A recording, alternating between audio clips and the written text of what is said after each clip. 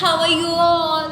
I welcome all of you to Sri Balaji Motivational and Educational Classes, and today we are going to start the discussion of electric charges and fields, 7th lecture. And before this I want to tell you that मैंने 2 videos डाली थी NCERT reading पे. One is of approx 20 minutes and another is of approx 25 minutes. So I will suggest you that you all should go and search for that. आपको playlist में वो video मिल जाएगी.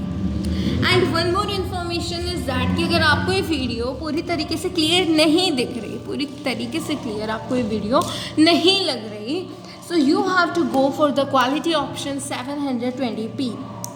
Okay, and if any other you can say any other trouble in video rotation, so you can turn off your mobile auto rotation and can watch the video as per your choice. So जैसे कि मैंने आपको last lecture में बताया था कि आपको relative permittivity हम नेक्स्ट लेक्चर में करेंगे. जो NCERT रीडिंग के लेक्चर्स हैं वो मैंने जैसे कि 5th के अब जैसे 6th के बाद ये 7th लेक्चर है. सो NCERT रीडिंग के लेक्चर्स मैंने उसमें काउंट नहीं करे, दे आर फार अपार्ट, यानी कि वो मैंने बिल्कुल अलग से करे हैं, बट प्लेलिस्ट वही रहेगा. ओके, एंड जो first second and third lecture थे जो कि मैंने दूसरे चैनल पर डाले थे, वो मैंने 4th लेक्चर के डिस्क्रिप्शन बॉक्स में फर्स्ट लेक्चर की लिंक डाल दी. You can go and search for that. Okay, so without wasting any further time let us start with relative permittivity. ठीक है, अब हम रिलेटिव परमिटिविटी स्टार्ट करेंगे. ओके, सो मैंने आपको इसका बेसिक कल बता दिया था कि मीडियम के आने से इंटरेक्शन डिक्रीज कैसे हो जाती है. एंड एफ नॉट यानी कि F in vacuum, F in medium से बड़ा क्यों होता है, and epsilon in medium, epsilon in vacuum से बड़ा क्यों होता है. ठीक है, सो अब हम मेन कॉन्सेप्ट स्टार्ट करने जा रहे हैं, दैट इज रिलेटिव परमिटिविटी. ठीक है, अब जैसे हम रिलेटिव डेंसिटी की बात करते हैं, जैसे कि हम बात करते हैं रिलेटिव डेंसिटी की, so what we do and relative density, we take the density of the substance. जो सब्सटेंस की हमें रिलेटिव डेंसिटी निकालनी है, हम उसकी डेंसिटी लिखते हैं, है ना, एंड उसको डिवाइड कर देते हैं डेंसिटी ऑफ वाटर से, है ना. तो ऐसा ही होता है. तो इसी तरीके से रिलेटिव परमिटिविटी में क्या होता है, एप्सिलॉन ऑफ मीडियम, यानी कि जो परमिटिविटी ऑफ मीडियम होती है, परमिटिविटी ऑफ मीडियम अपॉन में परमिटिविटी इन फ्री स्पेस और वैक्यूम. रिलेटिव परमिटिविटी में क्या होता है, रिलेटिव परमिटिविटी इसमें क्या होता है, epsilon, relative permittivity is denoted by ER and this is epsilon. Okay, epsilon in medium upon epsilon in vacuum. This is the formula for relative permittivity. और you can say कि epsilon in medium क्या होता है, epsilon R into epsilon naught, यानी कि relative permittivity into what, permittivity in vacuum. यानी कि ये हमें रिलेटिव परमिटिविटी हमें क्या बताता है यार, tells is a number of times the permittivity of medium with respect to vacuum. ना तो मैंने आपको कल बता ही दिया था. ओके, नेक्स्ट इज वैक्यूम और मीडियम की अब हम क्या करेंगे परमिटिविटी. जैसे हम फोर्स का, अब जैसे हमने एप्सिलॉन टू एप्सिलॉन का निकाल लिया, है ना, अगर अब मुझे फोर्स के टर्म्स में निकालना है, यही फॉर्मूला यानी कि इसी के प्रपोर्शन में, जैसे कि फोर्स के टर्म्स में निकालना है, so what will I do, ये हो गया हमारा वैक्यूम क्या फोर्स, है ना. वैक्यूम में R distance, Q1 Q2 separated by distance R, and medium में भी ऐसा ही कर लिया हमने, Q1 Q2 separated by same distance R. अब क्या होगा, एफ नॉट, क्योंकि वैक्यूम के लिए हमने क्या लिया है, नॉट. वैक्यूम को अब जैसे हमने नॉट मान लिया एंड मीडियम को हमने रिप्रेजेंट करा एम से. ठीक है, अब जो है वैक्यूम में क्या होगा, एप्सिलॉन नॉट 1/k की वैल्यू क्या होती है, 1/4 pi epsilon naught. So vacuum में 1/4 pi epsilon naught Q1 Q2 upon R square. यहीं पर मीडियम में क्या होगा, 1/4 pi epsilon m Q1 Q2 upon R square. यहाँ पर एप्सिलॉन m इसलिए होगा क्योंकि यहाँ पर परमिटिविटी हम लेंगे मीडियम की, because we are taking two things ना, वैक्यूम और मीडियम की निकाल रहे हैं फोर्स। ओके, सो अब हम एफ नॉट को एफ एम से डिवाइड कर देंगे। Okay, dividing F naught by F M, dividing F naught by F M. So F naught F M को डिवाइड कर दिया। चलिए अब हम यहाँ पे करके देखते हैं। If we are going to divide F naught by F M, so F naught की वैल्यू क्या थी, 1/4 pi epsilon naught into Q1 Q2 upon R square. Divide में अगर हम करेंगे तो इस जैसे अब नीचे होगा तो वो रेसिप्रोकल होकर ऊपर चला जाएगा। So 4 pi epsilon m R square upon Q1 Q2। Okay, Q1 Q2 cancel, R square से आर स्क्वायर कैंसिल, 4 पाई से 4 pi cancel. Okay, then F naught by F M क्या आया हमारे पास, E M upon E naught. Okay, no doubt still here. इतना तो बिल्कुल basic था ना कि जब एक तो हमने क्या किया, ये तो वैक्यूम का फोर्स निकाला, मीडियम का फोर्स निकाला, दोनों को डिवाइड कर दिया। अब डिवाइड करने के बाद ये आया epsilon m upon epsilon not and epsilon m upon epsilon not. Don't you think that this is this formula, epsilon m upon epsilon not तो ये रिलेटिव परमिटिविटी को कहते हैं। So can't I write F naught upon Fm is equals to relative permittivity? Okay, so F naught by Fm is equals to E epsilon. This is epsilon m upon epsilon naught, which is equals to epsilon r. That one relative permittivity. Okay, then यहाँ से क्या आ गया, Fm is equals to F naught by E. इसका further कोई भी relation यानी कि medium का निकालना है तो इस तरीके से कर दो, रिलेटिव परमिटिविटी निकालनी है तो ऐसे कर लो या फिर ऐसे कर लो, जो चीज़ गिवन है अब हम उसके अकॉर्डिंग रिलेशन निकाल देंगे। अब हमें रिलेटिव परमिटिविटी का ये जो कॉन्सेप्ट था ई नॉट वाला और एफ नॉट एफ एम से रिलेट करने का, इन दोनों का, इन force in vacuum, force in medium और रिलेटिव परमिटिविटी का हमें रिलेशन मिल गया, no doubt. Okay, now let's do a question. उससे पहले एक और बेसिक पॉइंट, ईयर tells us the number of times of force between. देखो ये पॉइंट जो है इंपॉर्टेंट है, you have to learn this point. ये दोनों पॉइंट क्या है, ये जो पहले बताया था ना, year tells us the number of time, the permittivity, यहाँ पे परमिटिविटी था, है ना, क्योंकि हमने वहाँ पे परमिटिविटी के टर्म्स में निकाला था, ठीक है, और नीचे किसके टर्म्स में हमने निकाला है, फोर्स के टर्म्स में। So E R tells us the number of times the force between charges with respect to the force between charges in vacuum, force between charges in vacuum, number of between charges in medium, ठीक है, force between charges in medium with respect to that in vacuum. More the relative permittivity, the next point is more the relative permittivity, more is the permittivity from air and more the resistance exerted by medium and hence lesser will be the force. Simple है, तो मैंने आपको कल ही अच्छे से समझा दिया था कि देखो एक और point again I am discussing,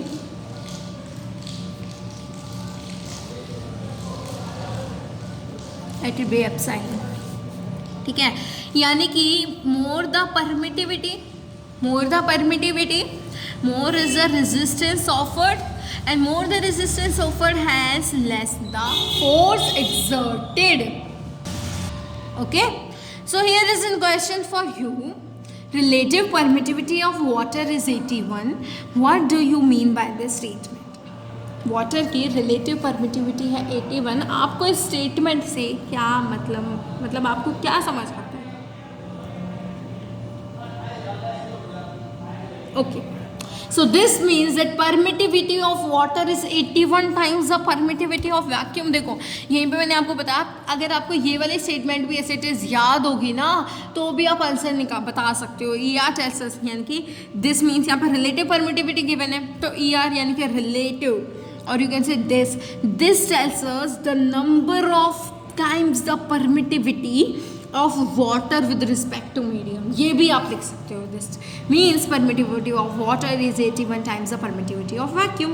ये मैंने आपको बताया. और फोर्स के रिलेशन में भी आप यहाँ से बता सकते हो that this tells us the number of times the force between charges, है ना. यहाँ पे यही सेम पॉइंट है. This means electrostatic force between charges is 1/81 times the force between two charges in vacuum. Because अगर इसमें 81 टाइम्स है ना तो इसमें 1/81 टाइम्स होगा, because they are inversely dependent. हमने देखा ना एफ नॉट और ई नॉट इनवर्सली डिपेंडेंट है ना, because they are inversely dependent. Okay, now is one more point I want to tell you is that relative permittivity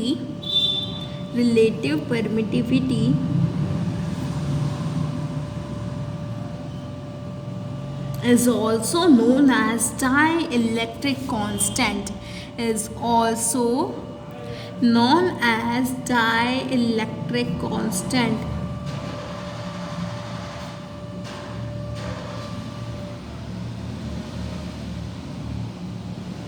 Okay, relative permittivity is also known as dielectric constant. Okay, constant. Okay, so here is one question for you on this topic. relative permittivity के topic से एक question है आपके लिए. that is, यहाँ पर हम लिख देते हैं here are two charges, one new coulomb and another is of -3 new coulomb. Okay, 1 new coulomb and another is of -3 new coulomb. Okay, so listen the question carefully, then pause the video and try this question. A small conducting sphere having a positive charge of 1 new coulomb is made to touch another sphere of same radius. Radius is same. Okay, same radius, having a negative charge of 3 new coulomb. Find force between them when they are separated by a distance of 3 centimeter. ठीक है, पहले तो क्या करा दिया उन्हें, touch करा दिया and then they are separated. First क्या दे रखा है कि फर्स्ट सेम दे हैव, यहाँ पे लिख देते हैं information, same radius. Okay, first they are touched to each other. First they are touched to each other and second क्या है कि second टच करने के बाद जब उनको सेपरेट किया गया, then separated by distance of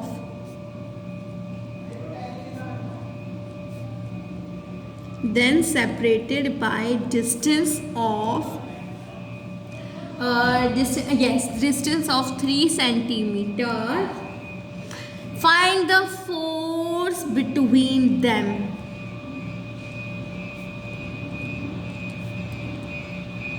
When they are immersed in, I'm very sorry for this space. Okay, we can write it here, but yet okay. दो स्फीयर्स हैं, रेडियस सेम है, चार्ज अलग है, same radius. First they are touch to each other, then separated by distance of 3 centimeter. Find force between them when they are immersed in an oil of dielectric constant 2 and your time starts now.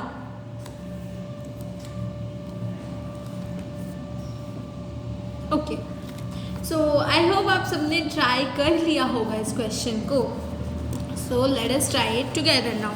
जिन बच्चों ने try नहीं किया, फिर जिन बच्चों को समझ नहीं आया, late us try this question now. ठीक है, सो यहाँ पर सबसे पहले ये इन्फॉर्मेशंस, वैसे ही मैंने हाईलाइटेड इन्फॉर्मेशन ही आपको दी थी. Same radius, touched, distance 3 centimeter, immersed in oil. ठीक है, ये थी हाईलाइटेड इन्फॉर्मेशन. अब क्या है, सबसे पहले उनको टच करा दिया और सेम रेडियस है. सो मैंने आपको बताया था ना, बाय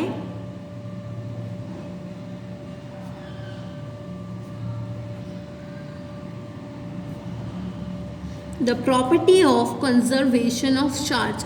और उससे पहले जब हम NCERT रीड कर रहे थे, जब मैंने आपको बताया था कि जब कोई किसी भी दो ऑब्जेक्ट्स को कांटेक्ट में लाते हैं, मैंने आपको बहुत ही ज़्यादा डिटेल में और बहुत ही ज़्यादा एग्जांपल्स के साथ समझाया था कि जब भी किसी दो ऑब्जेक्ट्स को कांटेक्ट में लाते हैं, या तो उनके साथ रबिंग करो या फिर सिंपल कांटेक्ट में भी लाते हैं, तो उनका चार्ज जो है वो ट्रांसफ़र होता है। ठीक है, चार्ज क्या होता है? ट्रांसफ़र होता है उसी प्रॉपर्टी से, जैसे कि 1 न्यू कूलम और -3 न्यू कूलम। ये मैंने आपको second I think so first या सेकेंड लेक्चर में आपको बताया था। 1 - 3/2 इज इक्वल्स टू -2/2। कैसे जब किन्हीं भी दो चार्ज बॉडी एक दूसरे को टच करते हैं, जब उन पर चार्ज कैसे डिस्ट्रीब्यूट होता है। So if you can not understand this portion, you should prefer first video lecture. Okay, now अब इन पे चार्ज आ गया -1 न्यू कूलम चार्ज, अब इन पे आ गया new charge formed is -1 mu coulomb.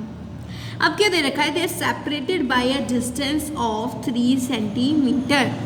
They are separate by distance of 3 centimetre. So 3 centimetre के distance से इनको सेपरेट हमने कर दिया। अब हमें निकालना है इनके बीच का force. So let us find out force. F0 is equals to 1/4 pi epsilon naught Q1 Q2 upon R square. Okay, upon R square. Then putting values 1/4 pi epsilon naught, K की वैल्यू क्या होती है? ये मैंने आपको बताया था ना, K की वैल्यू होती है 9 × 10⁻9। Q1 Q2 क्या है? Micro coulomb, so 10⁻6 coulomb into 10⁻6 coulomb. And minus minus दोनों का हो गया प्लस। अपॉन में डिस्टेंस क्या है? 3 centimetre. 3 centimetre means 3 × 10⁻2 metre square, और यहाँ पे मीटर एंड स्क्वायर आएगा रेडियस का। ओके, सो जब हम इसको सॉल्व करेंगे तो हमें क्या मिलेगा? ओके, सो 3 का स्क्वायर ना, 3 का स्क्वायर 9, तो इसके लिए कट गया और इसके लिए स्क्वायर रह गया। सो 9 कैंसिल, 10 की पावर 9 - 12 + 4 गिव्स अस 10 न्यूटन, यानी कि फोर्स क्या आ गया? 10 न्यूटन। बट यहाँ पर पूछा है हमसे immersion N oil of dielectric constant 2। हमें डाइलेक्ट्रिक कांस्टेंट गिवन है, यानी कि हमें क्या गिवन है?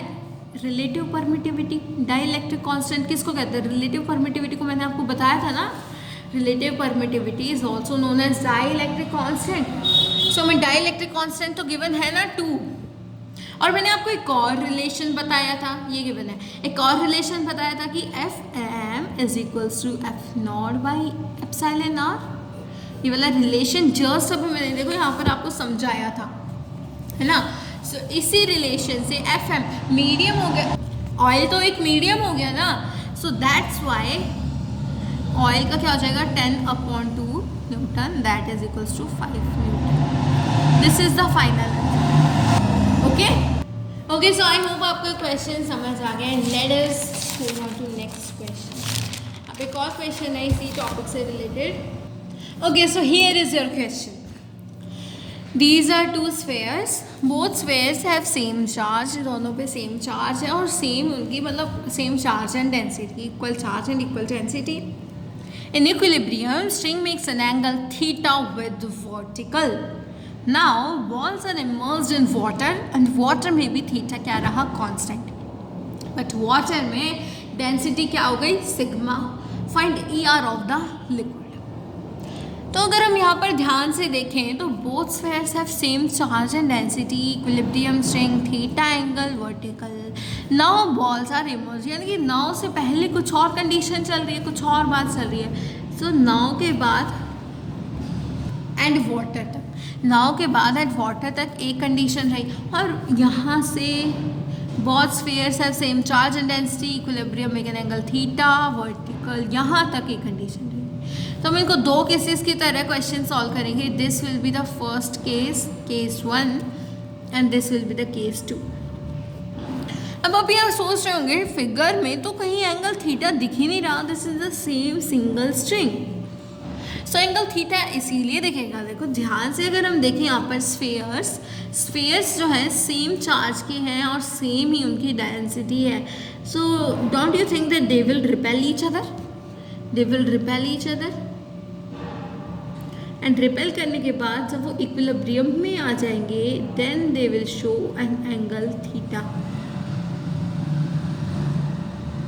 ओके, सो इतनी बड़ी हिंट मैंने आपको दे दी, ये वाला मैंने आपको बता दिया। And this is the time to solve question by pausing the video.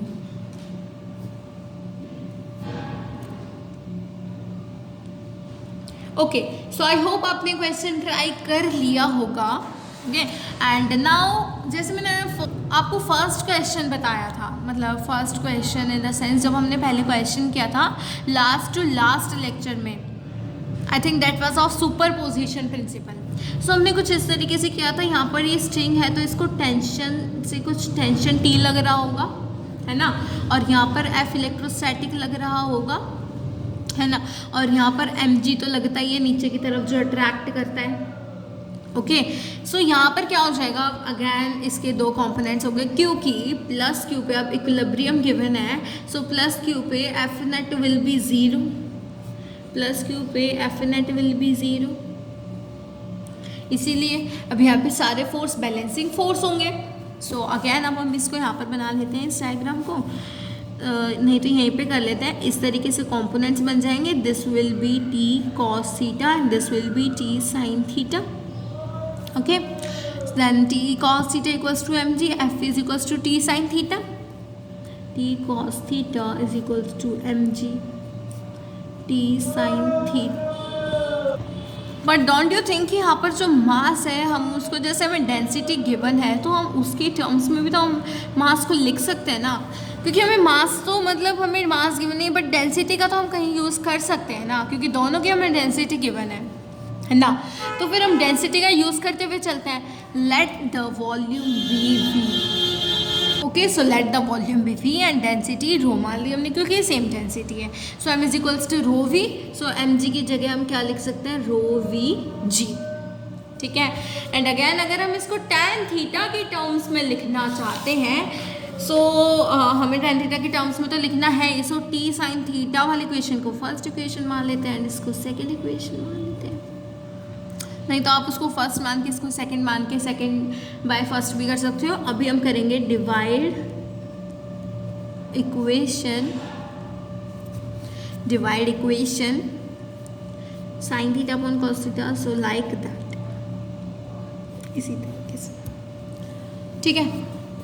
Now T sine theta upon T cos theta will be equals to sin theta f e upon rho v g, t to t cancel, this will be tan theta rho v g will be equals to f e,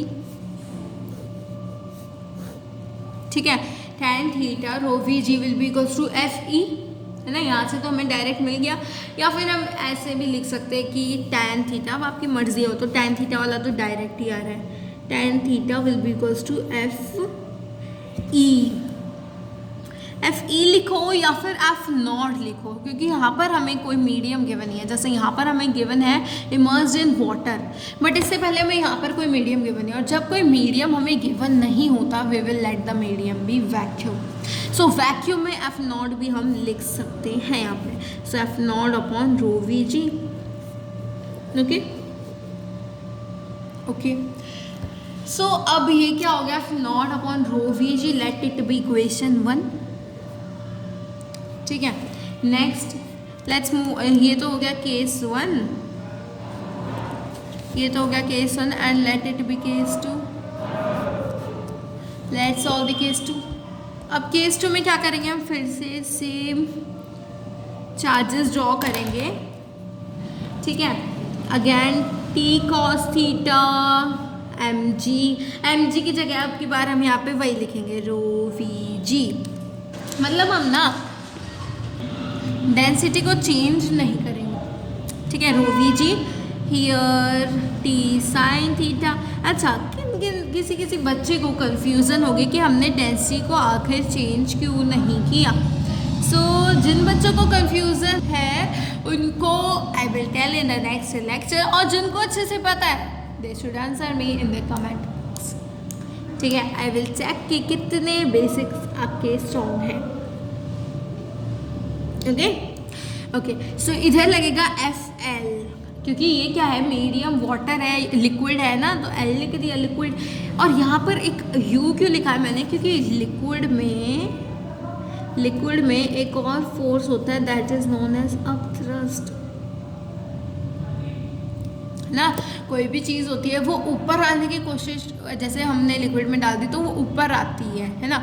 so because of that force that is known as the upthrust. Okay, so upthrust की वजह से वो ऊपर आ जाती है। Again हम यहाँ पर वही इक्वेशंस लिखेंगे, T sin theta is equals to FL, ये हो गई third equation, and T cos theta plus U is equals to rho VG, और you can write T cos theta is equals to rho Vg minus sigma Vg. Okay, ठीक है। सो ये भी मैंने आपको नहीं बता कि सिग्मा Vg क्यों लिखा। So this should you also answer in the comment box. Okay, so again equation 3 by equation 4, again क्या जाएगा, tan theta is equals to FL upon rho VG minus sigma VG। And जब मैं इन दोनों को equal put करूँगी, क्योंकि tan theta तो हमें इक्वल दे ही रखा है, सो इक्वेशन 2 ये हो गई, इक्वेशन 2 और इक्वेशन 1 को putting equation 1 equals to that of equation 2। सो यहाँ पर tan थीटा इक्वल है F naught upon rho VG will be equals to FL F naught upon rho VG equals to FL upon rho VG minus sigma VG। And अगर मैं यहाँ पर ध्यान से देखें, अगर हम सो VG यहाँ पे बाहर कॉमन आ जाएगा, रो माइनस सिग्मा हो जाएगा, तो हम यहीं से डायरेक्ट कैंसिल आउट कर देते हैं। F naught upon rho is equals to F naught FL upon rho minus sigma. Okay, अब यहाँ से क्या होगा, F नॉट अपॉन FL हम कर सकते हैं ना, F नॉट अपॉन FL। यहाँ जैसे यही वाली चीज़ हमें क्या निकालना है, रिलेटिव, यहाँ पर रिलेटिव परमिटिविटी निकालनी है ना हमें क्वेश्चन में, और हमें पता ही है this is F in vacuum upon F in medium. तो F in vacuum upon F in medium कर सकते हैं, that will be rho minus upon rho minus sigma, and we know कि ये किसके इक्वल होता है, रिलेटिव परमिटिविटी के। ये चीज़ किसके इक्वल है, रिलेटिव परमिटिविटी के, और ये इसके भी इक्वल है, यानी कि relative permittivity is equals to this. So this is your final answer. So जिन बच्चों का ये आंसर आया, very well and keep it up. जिन बच्चों को नहीं आया, नो प्रॉब्लम, इसी तरीके के आपके 2-4 क्वेश्चंस और प्रैक्टिस करने हैं। अब वीडियो को एंड करने से पहले हम एक और कॉन्सेप्ट समझ लेते हैं, इक्विवेलेंट डिस्टेंस इन वैक्यूम का, एंड इसके ऊपर questions we will discuss in next lecture. Okay, and next lecture में हम क्या करेंगे, जो मतलब जितने भी लेक्चर्स हमने अब तक कवर अप करे हैं ना, उनके क्वेश्चंस एक बार फिर से डिस्कस करेंगे, सो दैट ये ना रहे कि हम आगे जाते जा रहे हैं और आप पीछे का भूलते जा रहे हैं। Okay, so I think this is nice method. So let us start with equivalent distance in vacuum, and before tomorrow's lecture आपको खुद से इस कॉन्सेप्ट पर क्वेश्चंस ट्राई करने हैं, एंड आई होप कि आप साथ साथ नोट्स बनाते जा रहे हैं। ओके, अब इक्विवेलेंट डिस्टेंस इन वैक्यूम में पता है क्या होता है, हम ऐसा रखते हैं कि फोर्स तो हमारा कांस्टेंट रहे, मतलब हम मीडियम में रहे या फिर वैक्यूम में रहे, हमें चाहिए फोर्स कांस्टेंट। हमें कुछ भी करना पड़ जाए, किसी भी क्वांटिटी को चेंज करना पड़ जाए, but force should be constant. ठीक है, सो उसी चीज़ के लिए आए हमारे इक्विवेलेंट डिस्टेंस, यानी कि हम डिस्टेंस को चेंज करेंगे फोर्स कांस्टेंट रखने के लिए मीडियम में और वैक्यूम में। ओके, सो उस इक्विवेलेंट डिस्टेंस को किस तरीके से चेंज करेंगे, क्या रिलेशन होगा, let us understand this. Okay, so again the same work medium में निकाल लेते हैं हम. Force Q1 separated by distance dn, Q1 separated by Q1 Q2 separated by distance dv. Okay, and यहाँ पर force will be equals to 1/4 pi epsilon m Q1 Q2 upon dm का square.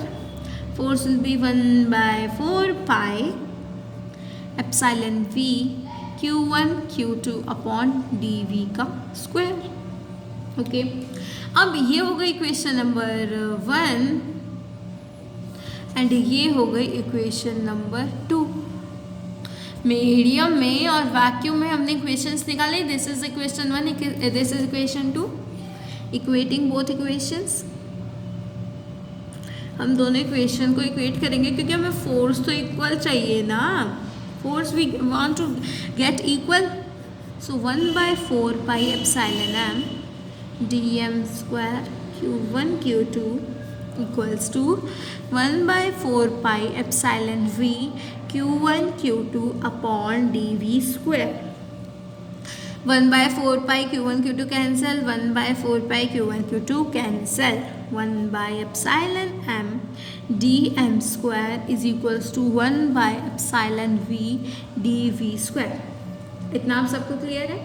Okay, 1 by epsilon m dm square equals to 1 by epsilon v dv square. अब यहाँ से अगर मैं निकालना चाहूँ dv की डिस्टेंस इन वैक्यूम कितना रखूँ कि डिस्टेंस इन मीडियम उसके इक्वल आ जाए. ठीक है, so dv will be what. Okay, so यहाँ से हम पहले करेंगे ev dv square upon em dm square equals to, ये ऊपर चला गया ना. ओके, सो यहाँ पर हम 1 के बजाय हमें एक और स्टेप लेना पड़ जाता. अब जैसे अगर हम इस तरीके से लिखते हैं, ये तरीका ठीक था, E V D V upon ये इक्वल्स टू 1, देन हम यहाँ पे ले आते. तो मैंने डायरेक्ट कर दिया यहाँ पर इतना. देन अब क्या हो जाएगा, E M upon E V is equals to D M का square. Okay, E M upon E V is equals to D M का स्क्वायर. ठीक है, तो यहाँ से अब एक और बात आ गई, रिलेटिव परमिटिविटी, यानी कि डाइलेक्ट्रिक कांस्टेंट किसके इक्वल होता है, E M upon E V के, है ना. E medium upon E in vacuum, इसके इक्वल ही तो होता है. ई नॉट कह लो, ई वी कह लो. ठीक है, तो यहाँ पर हम इसको रिप्लेस कर सकते हैं ई आर से. So let us write here D V square is equals to E R D M square. And मुझे चाहिए डिस्टेंस, अकेला डिस्टेंस चाहिए. So I can write it like that, क्योंकि मैंने क्या कर दिया, स्क्वायर रूट कर दिया दोनों साइड्स में. So this is the equivalent distance. Okay, this is the equivalent distance. So I hope अब तक हमने जो भी किया इस वीडियो में वो आपको समझ आ गया होगा. और हमने एनसीईआरटी रीडिंग भी करी है एंड आपने वो भी देख ली होगी वीडियो. आपने भी साथ साथ एनसीईआरटी रीडिंग कर ली होगी एंड नोट्स आपके बन रहे होंगे साथ साथ, है ना. सो अगर आपने अब तक जो हमने किया है वो नोट नहीं किया, सो पॉज कर लीजिए video and note down this all. Because equivalent distance it is an exclusive topic. बहुत इंपॉर्टेंट टॉपिक है ये और एक एक्सक्लूसिव टॉपिक भी है. Okay, you can write this also.